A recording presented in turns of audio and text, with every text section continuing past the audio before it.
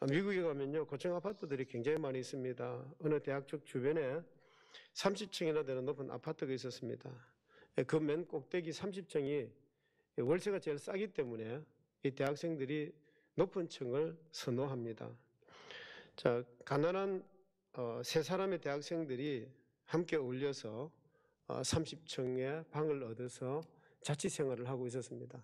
한 명은 법학도고 법대 다니는 학생이고, 한 명은 이제 철학 전공하는 학생이고, 한 명은 신학을 전공하는 학생입니다.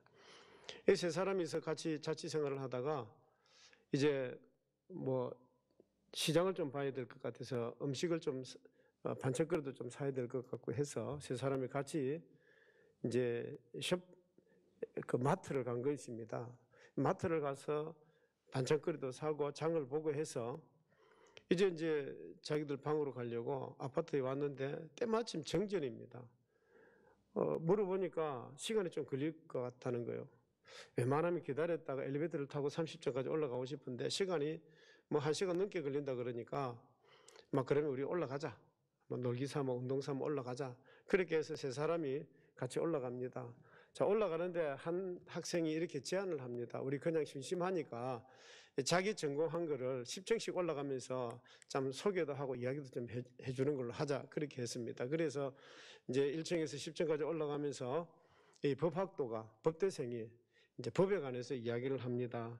무슨 이야기냐 하면 우리 인간은 사회적인 동물인데 절대로 사람은 혼자 살 수 없다. 그런데 사람들이 같이 어울려서 살다 보면 거기에는 반드시 질서가 있어야 된다. 그래서 이 세상에 질서가 없으면 혼돈된 세상, 지금처럼 빛이 없는 캄캄한 어둠의 세상이 되는 거다. 그래서 반드시 질서가 있어야 되고 법이 있어야 된다. 뭐 그런 이야기를 하죠. 그러다 보니까 10층까지 오게 되고 11층부터 20층까지 올라가면서 이제는 이제 철학 전공하는 학생이 이야기를 합니다. 이 이제 철학생은 형 이상학적인 이상한 질문을 하기 시작합니다. 인생이란 무엇이냐? 뭐 이런 질문. 어디서 왔다 어디로 가는 것이냐? 뭐 자기도 잘 알지 못하는 질문도 하고 답도 하고 뭐 이런저런 이야기를 합니다. 그러다가 20층까지 오게 되고, 그리고 이제 21층부터 30층까지 올라가면서 신학생이 이야기를 합니다. 정말 신학은 정말 학문 가운데 가장 값진 것이다. 왜냐하면 신학은 바로 절대자에 대해서 연구하는 학문이기 때문에 어떤 학문보다도 가장 중요하다. 뭐 이런 이제 이야기를 쭉 합니다. 그런데 이 신학생이 한참을 가다가 갑자기 자기 머리를 탁 치는 거예요. 야, 참 우리가 멍텅구리다. 그러는 거예요. 왜 그러니까? 야, 지금 그 법학이 중요한 게 아니고 철학이 중요한 게 신학이 중요한 것이 아니고 우리가 들어갈 아파트 열쇠를 지금 1층 사무실에 놔주고 왔잖아. 어떻게 해야 됩니까? 어쩔 수 없이 다시 1층으로 내려가서 열쇠를 가지고 올라와야 되는 이제 그런 형편이었다는 것이죠.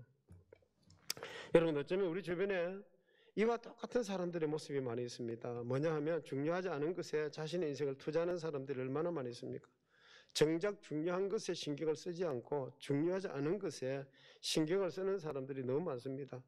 자, 이런 사람들은 인생의 마지막이 되면 결국은 뭐라고 할까요? 이게 아니었는데 이제 껄껄껄 하면서 후회한다는 거죠. 자, 그때는 이미 때가 늦었습니다. 세 사람의 학생에 있어서 가장 중요한 것은요, 뭐였습니까? 아파트 열쇠가 있어야 들어갈 거 아닙니까? 아파트 열쇠. 마찬가지로 인생의 길을 걸어가는 사람들에게 있어서 가장 중요한 것이 무엇일까요? 물론 우리들이 살아가면서 공부도 하고 뭐 돈도 벌어야 되고 뭐 어떤 직장에서는 또 이렇게 지위도 올라가야 되고 뭐 해야 될 그런 것들이 많이 있습니다. 결혼해서 자녀도 놓고 살아야 되겠지만, 자, 그런데 가장 중요한 것이 뭐냐 하면 우리가 영원한 하나님의 나라에 들어가는 것입니다.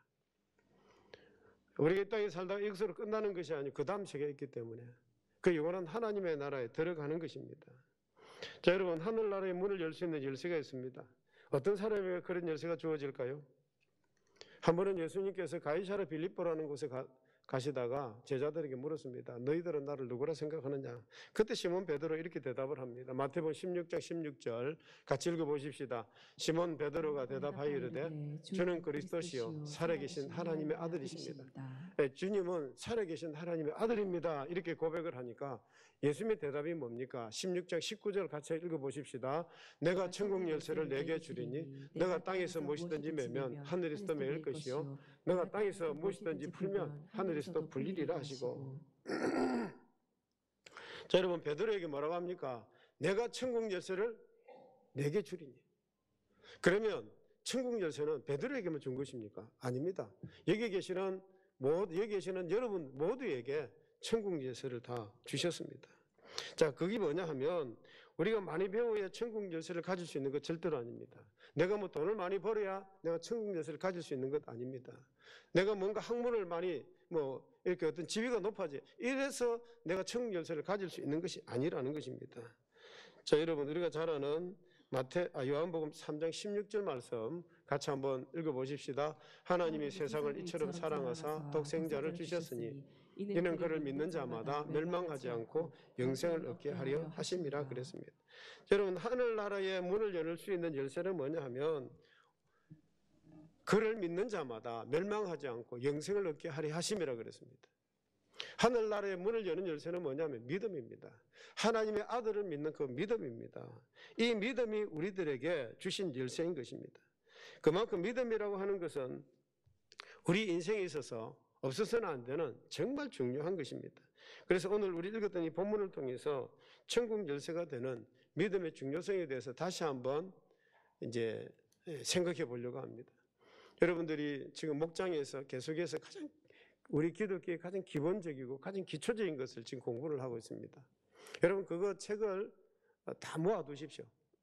그거 정말 다 모으시면 아주 귀중한 이런 자료가 됩니다. 다 모아두시고 또 읽어보시고 또 읽어보실 수 있기를 바랍니다. 이제 다시 한번 우리가 믿음에 대해서 한번 생각해 보려고 하는 것입니다.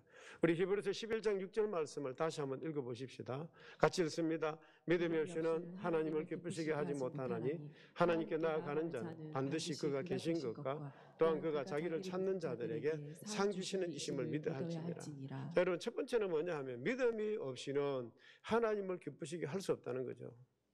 믿음이 없이는 하나님을 기쁘시게 할 수가 없습니다. 우리에게 믿음이 없으면 하나님 아버지를 기쁘시게 하지 못한다는 것입니다. 여러분, 우리에게 믿음이 없으면요, 우리가 아무리 선한 일을 한다 할지라도, 우리가 아무리 돈을 많이 번다 할지라도, 우리의 지혜가 아무리 높다 할지라도 그것 가지고는 하나님을 기쁘시게 할 수가 없습니다. 그리고 우리에게 있어야 될 게 뭐냐 하면 바로 믿음이 있어야 된다 하는 것입니다. 하나님을 기쁘시게 하기 위해서는 어린아이와 같은 정말 순진한 신뢰하는 하나님을 전적으로 믿는 그 믿음, 그 마음, 이게 있어야 된다는 것입니다. 어떤 사람이 길을 걸어가다가 그 앞에 노건이 있습니다. 그래서 그냥 노건을 치워야 되겠다 싶어서 그냥 치웠습니다. 그런데 참 공교롭게도요, 자기 주변에 있는 사람이 그 주변에서 돈이 들어있는 지갑, 패스포드를 잃어버렸습니다. 그런데 어떤 사람이 그 노건 줍는 것을 어떤 사람이 봤거든요. 이 사람이 다니면서 무슨 이야기를 하느냐 하면 그 사람이 돈 지갑을 쥐고 갔다는 거예요. 이 사람, 나는 노건 준 것밖에 없는데 무슨 소리냐고, 나 절대로 지갑 가져가지 않았다고 그렇게 이야기를 합니다. 그런데 주변 사람들이 믿어지지는 않습니다. 저 사람이 돈 가져갔다고. 그런데 이 사람이 이 돈을, 지갑을 잃어버린 사람은 다시 지갑을 찾았습니다. 그러니까 사람들이 또 뭐라고 하느냐 하면 저 사람이 입장이 곤란하니까 다른 사람 통해서 지갑을 찾아줬다는 거예요. 그러니까 이 사람이 완전히 막 미치는 거죠. 자기는 길 가다가 노건 주운 것밖에 없는데 자기가 지갑을 주었고 그것을 또 다른 사람을 통해서 이렇게 뭐 주었다고 뭐 이런 이야기를 자꾸 들리니까 이 사람이 정말 사람이 마음이 너무 힘드는 거예요. 자, 여러분, 마음속에 기쁨이 없고 마음이 편하지 않습니다. 하물며 창조주 하나님께서, 우리 하나님께서 피조물인 인간들에게 신뢰받지 못하고 불신을 받는다고 하면 여러분, 하나님의 마음이 편할까요? 하나님께서 우리를 창조하시고 하나님께서 우리를 이렇게 참 소중한 하나님 형상을 닮은 정말 소중한 한 사람으로서 우리를 만들어주시고 세워주셨는데, 그런데 그 하나님을 우리가 신뢰하지 않는다면 하나님이 정말 기뻐하시겠느냐는 거죠. 여러분, 우리 하나님을 기쁘시게 하기 위해서는 뭐가 필요하다고요? 하나님을 신뢰하는 그 믿음, 그 믿음이 있어야 되는 것입니다. 옛날 어느 마을에요, 가난한 농부가 살고 있었습니다.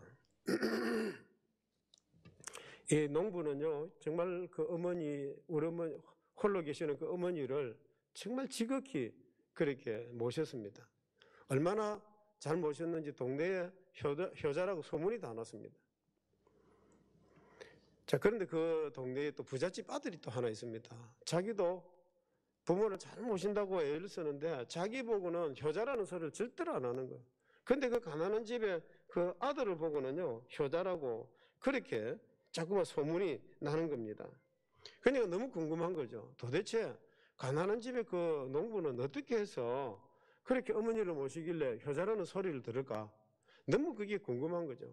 그래서 내가 한번 부모를 어떻게, 어머니를 어떻게 모시는지 한번 봐야 되겠다. 그래서 살짝 이제 모르게 그 집에 담장에 이렇게 숨어 있다가 보니까 그 농부가 일을 마치고 집으로 들어오는 겁니다. 이 쌀이 막 문짝에 담장 곁에 서서 모자의 동정을 가만히 엿봅니다. 농부가 일을 다 마치고 집으로 이제 돌아옵니다. 돌아오는데 그 어머니가요, 아들 보더니 너무 반가워가지고 아들을 안고요.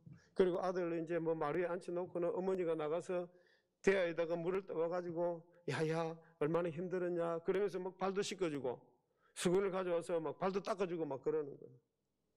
그 모습을 보고 이 부잣집 아들이 놀래가지고요.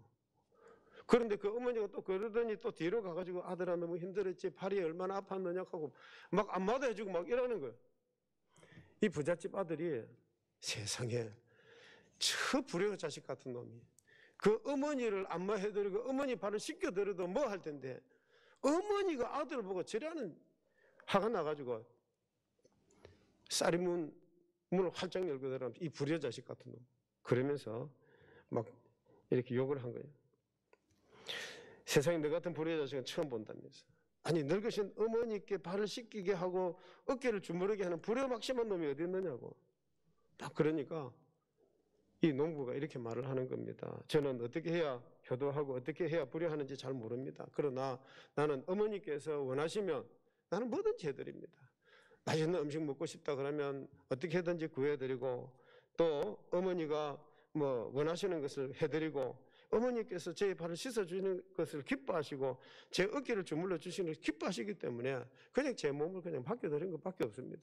저는 다른 것 정말 저는 막 할 줄 모릅니다. 그러면서 이야기를 하니까 이 부잣집 아들이 그 소리를 듣고 고개를 끄덕끄덕 하면서 아이고 내가 잘못했다고 그렇게 사과를 하더랍니다. 여러분 우리의 신앙생활도 마찬가지입니다. 우리의 신앙생활도 내 방식대로 내 사고대로 내가 세상에 살면서 살아왔던 그 삶의 방식대로 살아가면 그 하나님이 기뻐하시지 않는 것입니다. 하나님께서 기뻐하시는 것은 비록 작은 믿음일지라도 우리 마음속에 그 믿음이 있을 때 하나님이 기뻐하시는 거죠. 우리에게 믿음이 없으면 우리의 행동이 아무리 선하다 할지라도 그것 가지고는 하나님을 기쁘시게 할 수가 없습니다. 내가 아무리 애쓰고 노력해도 하나님을 기쁘시게 할 수 있는 게 뭐냐 하면 어린 아이와 같은 순진한 마음, 하나님을 전적으로 신뢰하는 그 믿음, 그 믿음이 아니고는 하나님을 기쁘시게 할 수 없는 거죠. 어쨌든 여러분 정말 우리에게 작은 믿음이 정말 하나님을 신뢰하는 그 믿음, 어린 아이와 같은 전적으로 하나님을 신뢰할 수 있는 그 믿음이 하나님을 기쁘시게 하는 줄로 믿습니다.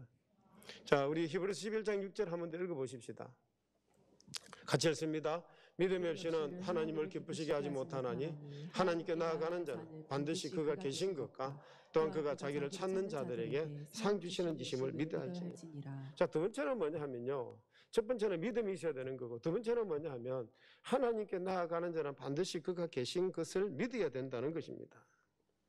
믿음의 첫걸음이 뭐냐 하면 하나님의 존재를 확신하는 겁니다. 믿음의 첫걸음은 뭐라고요? 하나님의 존재를 확신하는 겁니다. 여러분 교회를 다니시는 분들 중에도 하나님이 계실 거야 이런 분들이 의외로 많습니다. 막연한 추측으로 그렇게 말하시는 분들이 계신다는 겁니다. 여러분 믿음의 첫걸음이 뭐냐 하면 그가 계신 것을 믿어야 되는 거예요. 하나님이 계신 것을 믿어야 됩니다. 무엇을 하든지 내가 지금 하나님 앞에 서 있다, 지금 나와 함께 하신다, 여러분 내가 지금 힘든 가정 속에 내가 어려운 가정 속에 있다 할지라도 하나님이 나와 함께 하신다, 이 믿음이 있어야 된다는 거예요. 여러분 우리는 어떻습니까? 힘들면 하나님이 안 계신 것 같아. 내가 기도했는데 하나님의 응답이 없어요. 이거 하나님이 안 계신 것 같아. 우리는 너무나 이렇게 추측을 해버리는 거예요. 여러분, 믿음의 첫걸음 뭐라고요? 하나님의 존재를 확신하는 겁니다. 하나님의 존재를 확신하는 것이 믿음의 첫걸음입니다. 여러분, 우리는 말로서 믿는다고 하면서, 머리로 믿는다고 하면서 실제 우리 생활 속에서는 하나님이 안 계신 것처럼 활동할 때가, 행동할 때가 얼마나 많습니까? 여러분, 요셉이 애굽의 보디발의 집에 종으로 팔려갔습니다. 자, 보디발의 집에 그 가서 얼마나 성실하게 일을 했던지 보디발이 가정에 총무를 세워두었습니다. 그런데 이 요셉이요, 키가 크고 얼굴도 잘생기고 건장하게 생기니까 보디발의 아내가 요셉을 유혹합니다. 아무도 없을 때, 야, 나와 동침하자. 그러니까 잡아끄는 그 보디발의 아내에게 옷을 벗어두고 그냥 도망을 가버리는 거예요. 보디발의 아내가 그 옷을 가지고 이 요셉을 누명을 세워서 감옥에 가두어버리는 겁니다. 요셉은 뭡니까? 하나님이 지금도 나를 보고 계시는데 내가 어떻게 범죄할 수 있으리요? 내가 어찌 하나님 앞에서 득죄하리요? 그러면서 이렇게 도망을 가버리는 거죠. 여러분들, 우리가 언제 어디서 무엇을 하든지 내가 하나님 앞에 서 있다, 이 마음가짐으로 살아가야 될 것입니다. 그와 같은 믿음을 가진 사람을 하나님께서 기뻐하시는 것입니다. 자, 그런데 여러분, 그걸 믿지 못하는 사람들이 참으로 있습니다. 왜 하나님의 살아계심 믿지 못합니까? 그 이유는 딱 한 가지입니다. 하나님의 계심을 믿지 못하는 이유 딱 한 가지입니다. 그게 뭐냐면 내가 눈으로 보지 못하기 때문에, 내가 손으로 만져보지 못하기 때문에 그렇게 믿을 수 없다는 거죠. 여러분, 예수님의 제자 도마도 그랬습니다. 제자들이 부활하신 예수 그리스도를 다 만났음에도 불구하고 도마가 그 자리에 없었거든요. 그러니까 제자들이 예수님 내가 만났다, 우리가 예수님 보았다 그러니까 무슨 소리 하냐? 내가 그 십자가 못 박힌 자국 손을 넣어보고 내가 만져봐야 내가 믿겠다는 거예요. 여러분, 세상에 이와 같이 어리석은 사람이 어디 있습니까? 자기 눈으로 보지 못하기 때문에 믿을 수 없다, 이런 어리석은 사람이 어디 있습니까? 볼 수 없기 때문에 믿을 수 없다고 주장한다면 참으로 어리석은 사람입니다.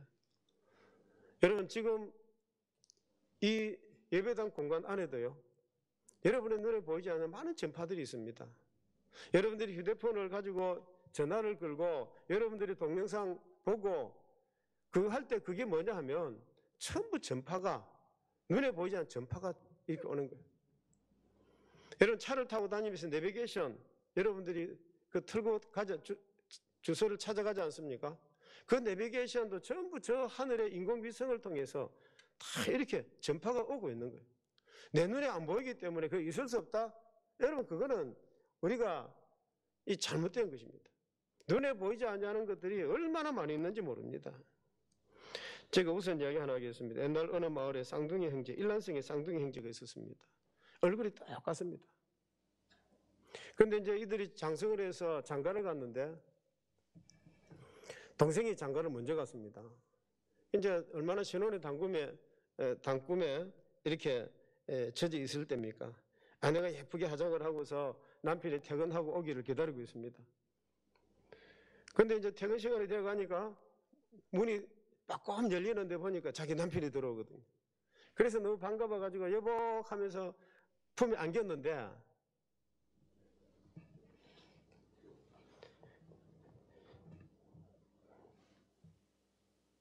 그 남편이 뭐라고 하느냐면, 재수씨, 접니다.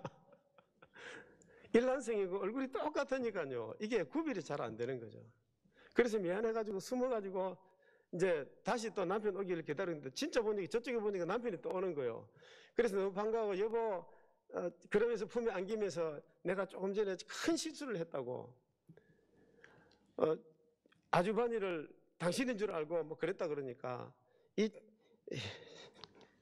뭐라 하느냐면, 재수씨, 아직도 그 사람이 그 사람입니다. 그랬다는 겁니다. 자, 여러분, 여자는 여자대로 부끄러워서 이쪽으로 가고 또 남자는 남자대로 가고 그랬는데 우리가 보는 눈이요, 정확하지 않습니다. 부정확합니다. 그러니까 내가 본 것이 맞다, 너무 그 장담하시면 안 된다는 거죠. 믿는 것이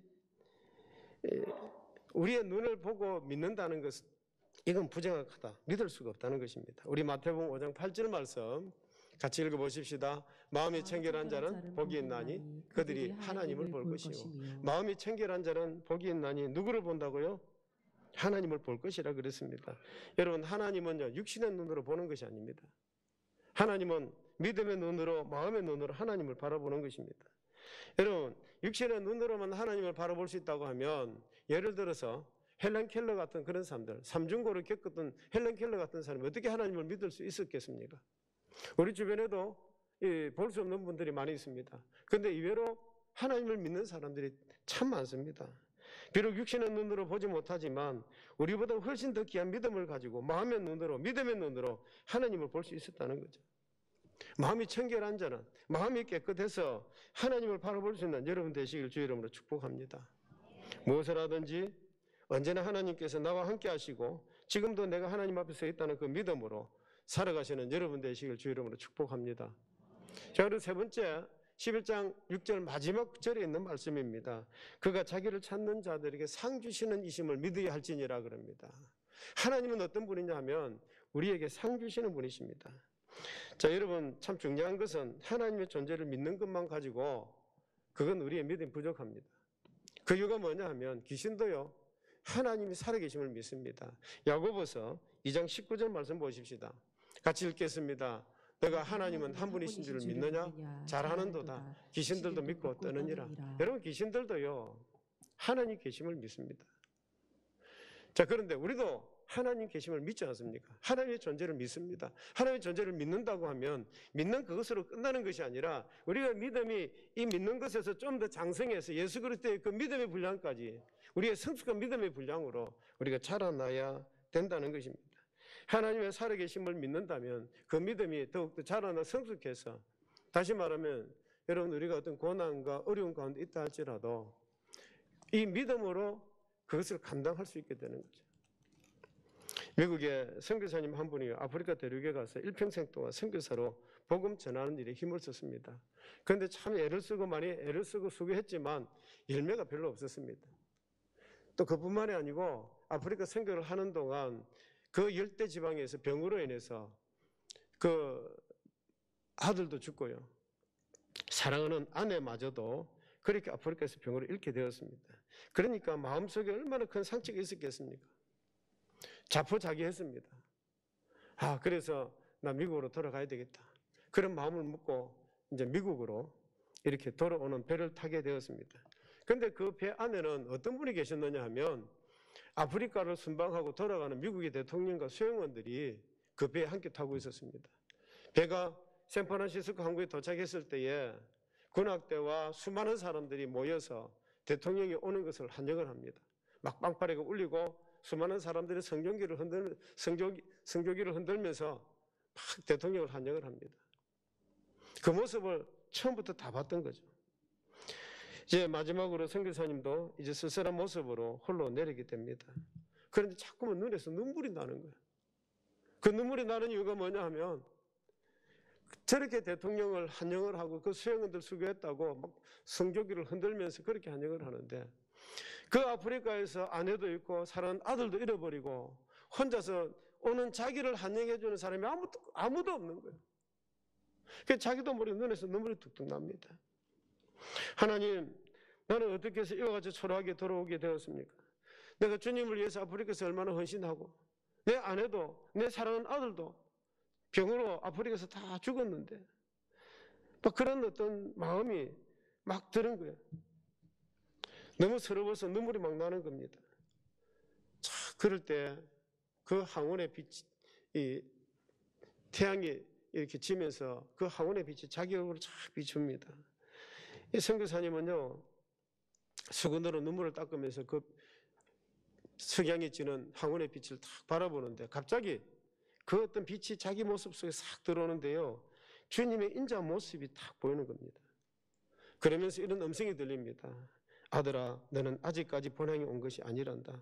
지금은 너를 환영해 주는 사람이 한 사람도 없지만 이 다음에 너가 모든 사역을 끝내고 천국으로 올 때 하늘의 모든 천군 천사들과 내가 너를 뜨겁게 맞이해 줄 것이다. 이런 음성이 들리는 겁니다. 이 선교사님이 마음속에 다시금 그 기쁨과 감격이 막 용솟기 시작을 합니다. 그래서 너무 참 감사해서 그 자리에서 무릎을 꿇고 하나님 감사합니다. 내가 다시 아프리카로 돌아가겠습니다. 이런 결단의 기도를 하나님께 드렸다는 것입니다. 여러분, 우리 하나님은요, 신실하신 하나님이십니다. 하나님은 반드시 약속을 지키시는 하나님이십니다. 우리가 주님을 위해서 흘린 눈물과 땀을 잊지 아니하시고 반드시 갚아주실 것입니다. 여러분, 우리가 이 땅에서 살아가지만 우리가 이 땅에 사는 삶을 통해서 우리가 하나님 앞에 가서 상급을 받게 될 것입니다. 면류관을 우리가 받게 될 것입니다. 그러면 우리가 이 땅에서 내가 하나님의 존재를 믿는 사람, 정말 하나님이 살아계심을 믿는다고 하면 내가 이 땅에서 눈물을 흘리고 땀을 흘리고 내가 수고한 그 헌신에 대해서 하나님은 반드시 더 많은 것으로 상급을 주시고 축복해 주실 줄로 믿습니다. 어느 대학교에 철학 교수가 한 분 계셨습니다. 참 이분은요, 정말 많은 학식을 가지고 있었고 또 명예 박사님이셨고 그러면서 자기 자랑하기를 참 좋아하고 가시하기를 좋아하는 사람이었습니다. 그 한 번은 멀리 여행을 가게 되었는데 그 여행을 가다가 이제 강을 건너가게 되었습니다. 어떤 나룻배를 타고 이제 강을 건너가게 되었는데 강의 중간쯤 이르렀을 때에 나룻배를 젓는 그 배사공에게 철학 교수가 물었습니다. 당신은 철학에 대해서 아는 것이 있습니까? 나룻배를 젓는 배사공은요, 이렇게 답변합니다. 죄송합니다. 저는 참 이곳에서 자라나서 이렇게 그냥 배를 저으면서 살고 있습니다. 학교 문턱은 한 번도 가본 적이 없어서 잘 모르겠습니다. 그럽니다. 그러니까 이 철학 교수가 참 빈정대듯이 그렇다면 당신은 인생의 3분의 1을 헛살았습니다. 그러면서 또 물어봅니다. 당신은 인생에 대해서 깊이 생각해 본 적이 있습니까? 저는 먹고 살기 바빠서 그 인생이 뭔지 생각해 본 적도 없습니다. 그러면 당신은 또 당신의 3분의 1을 허비하게 된 것입니다. 그렇게 말을 합니다. 자, 그런데 바로 그때였습니다. 이 배가요, 나룻배가 가다가 그만 물결에 암초에 부딪혔습니다. 배에 구멍이 나가지고 물이 막 나옵니다. 배사공이 물어봅니다. 교수님, 당신은 수영할 줄 압니까? 나 수영할 줄 모릅니다. 당신은 인생을 전부 살았습니다. 그러면서 붕덩 나는 수영할 줄 알아서 살아야 되겠습니다 하고 나가버리는 거예요. 여러분, 무슨 이야기냐 하면 내가 얼마나 많은 것을 아느냐, 그것이 중요한 것이 아니라고 하는 것입니다. 내가 반드시 알고 있어야 할 것을 제대로 알고 있느냐, 이게 중요한 거죠. 내가 뭘 많이 알고 있다고 해서 그게 중요한 것 절대로 아닙니다. 내가 반드시 알아야 될 것. 여러분, 우리가 반드시 알아야 될 게 뭡니까? 우리 히브리서 11장 6절 말씀 다시 한번 읽어보십시다. 믿음이 없이는 하나님을 기쁘시게 하지 못하나니 하나님께 나아가는 자는 반드시 그가 계신 것과 또한 그가 자기를 찾는 자들에게 상 주시는 이심을 믿어야 할지니라. 여러분들의 마음속에 참 이런 믿음이 있어지기를 주의 이름으로 축복합니다. 어떤 믿음입니까? 믿음이 없이는 하나님을 기쁘시게 할 수 없다는 것. 두 번째, 하나님께 나아가는 자, 반드시 그가 계신 것을 믿는 사람. 세 번째는요, 하나님을 찾는 자들에게 반드시 상 주시는 하나님, 상급 주시는 하나님이심을 믿는 여러분 되시기를 주의 이름으로 축복합니다. 오늘 여러분들의 마음속에는 충만한 믿음의 삭득이 되기를 주의 이름으로 축복합니다. 하나님께서 에녹을 향해서 이렇게 축복합니다. 너는 나를 기쁘시게 하는 자라. 에녹을 향해서요, 하나님이 너는 나를 기쁘시게 하는 자라. 여기 계시는 모든 분들이 에녹같이 하나님을 기쁘시게 하는 여러분 되시기를 주의 이름으로 축복합니다.